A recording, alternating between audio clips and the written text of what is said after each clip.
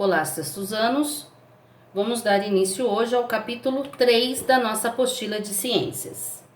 Nesse capítulo nós vamos falar um pouquinho sobre os olhos e a visão. O ser humano sempre manteve aguçada sua curiosidade sobre as coisas que o cercavam.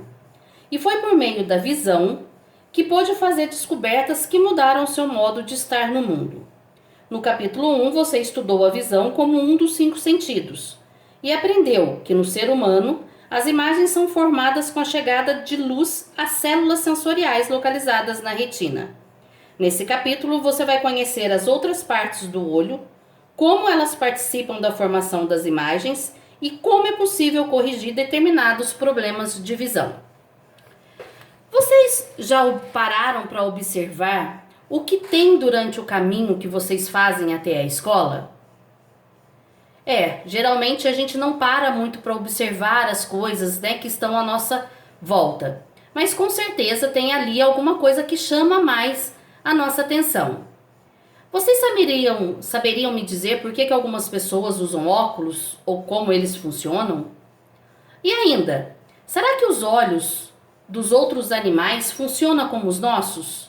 Será que a formação de imagens deles é igual à formação de imagem dos olhos dos seres humanos? Estas e outras perguntas aí serão respondidas ao longo desse capítulo, então. A visão. O sentido da visão ele está presente na maioria dos animais, né? Nós sabemos disso.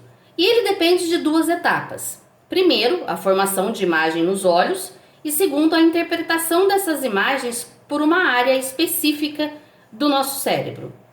A visão humana, ela permite a formação de imagens precisas do ambiente, com suas paisagens e organismos. Ao longo do processo de desenvolvimento da espécie humana, a capacidade de perceber visualmente o ambiente representou aí uma grande vantagem adaptativa ao meio.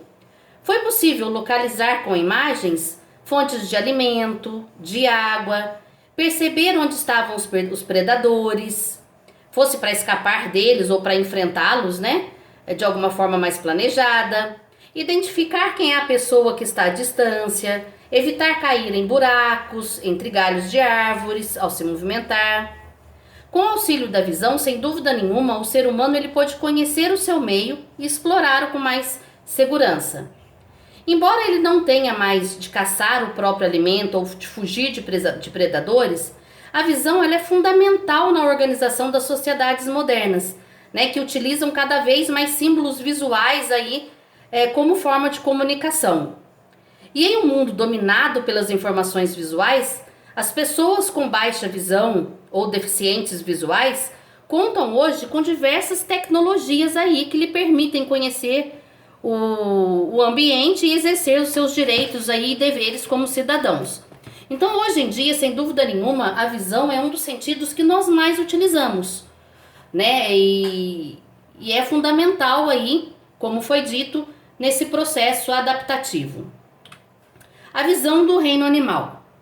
Será que os outros animais enxergam do mesmo modo que o ser humano?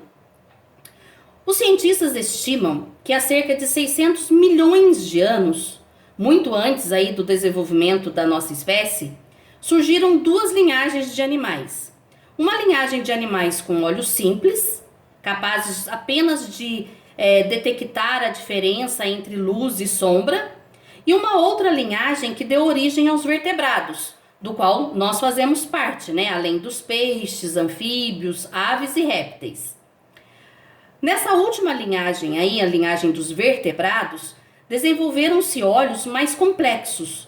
E além disso, também surgiu uma região cerebral capaz aí de interpretar as imagens. A análise de fósseis aí, o estudo comparativo de olhos de animais atuais e as descobertas genéticas permitiram aos cientistas descrever aí diferença entre os olhos menos complexos e os olhos humanos, e então formular hipóteses sobre o desenvolvimento desses órgãos ao longo do processo de evolução. O olho é, portanto, uma estrutura que se modificou ao longo, né, dessa evolução aí dos vertebrados. E durante esse processo foram originados os órgãos de percepção de luz que existem nos animais atuais. Entre os invertebrados aí, há diferentes tipos de estruturas sensíveis à luz, muitas das quais elas não são chamados de olhos. É o caso aqui dos ocelos das planárias. Embora pareçam olhos, essas estruturas elas são apenas células, né, que são sensíveis à luz. Então, na cabeça da planária existem duas estruturas que percebem a luminosidade e a direção da fonte de luz no ambiente, permitindo dessa forma que o animal se oriente, né? E essas estruturas elas não formam imagens. Esses estímulos luminosos são transmitidos aí a um agrupamento de células nervosas na cabeça e como resposta a esse estímulo luminoso, a planária comanda aí o movimento do seu corpo, geralmente aí tentando se afastar dessa zona luminosa, tá? Então, os ocelos são estruturas muito simples para serem chamadas de olhos, né? São apenas células fotossensíveis aí, células que são sensíveis à luz. Outro tipo de olho de invertebrados é o dos insetos. Esses animais eles possuem olhos compostos, cada um formado por centenas ou até milhares aí de minúsculas estruturas chamadas de omatídeos. Esses omatídeos eles atuam como pequenas lentes que direcionam a luz para as células sensoriais. Essas células então enviam por meio de nervos a informação ao cérebro do animal. E cada omatídeo capta a luz de uma pequena área do campo visual e é responsável por apenas uma parte da imagem que é formada nesse olho composto. Então, nessa imagem, olha, dá pra gente ver a diferença da forma como os insetos enxergam as coisas. Aqui uma flor vista por um olho humano e aqui a mesma flor vista por o olho de uma abelha. Tá? Então, cada estruturazinha dessa daqui é um omatídeo que funciona aí, como foi dito, como uma lente captando uma parte da imagem. Vou parar por aqui e já volto para nós falarmos dos olhos dos vertebrados.